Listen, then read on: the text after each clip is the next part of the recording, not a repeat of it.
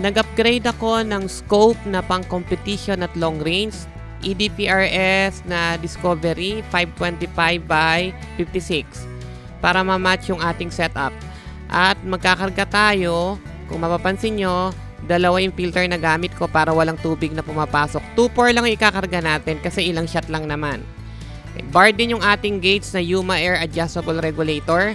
At ang output ko ay 1,900 PSI. So, i-measure natin yung distance ng target natin, 62 meters. Yung gagamitin nating bala ay GSB na 18.13 grains at saka 21 grain na slag. Meron din akong application na ginawa para dito sa dalawang to. Ako po yung nag-program pang slag at saka pang GSB. So, may computation po siya.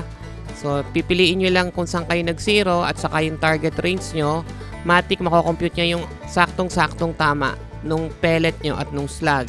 So, para dito sa GSB natin, 1.4 at doon naman sa slag, pag kinompute natin yung 62 meters ay 1.58 or 1.6 na mil.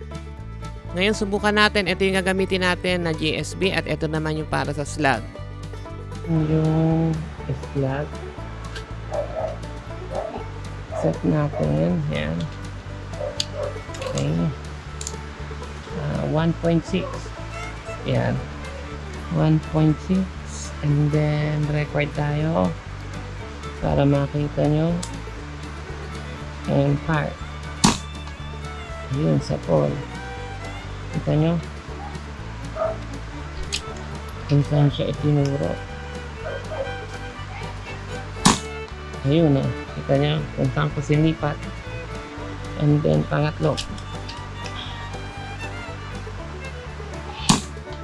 Ayun, lumiko ng konti. O nalikot ko lang. O, isa tama. Puro din ang tama. So, angat tayo ng konti para makita nyo kung gaano ka-accurate yung slag.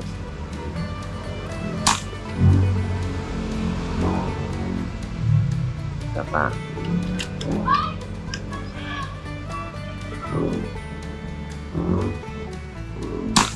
So, yun. Ganun siya ka-accurate. Tuldok na tuldok.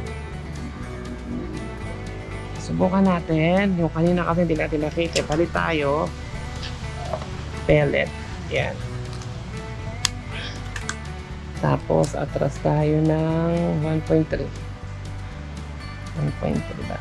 Yan. O, dito tayo. Tatlo rin, ha? Ayun, o. Ayun, o. Isa tama. Isa pa. Ayun, isa tama.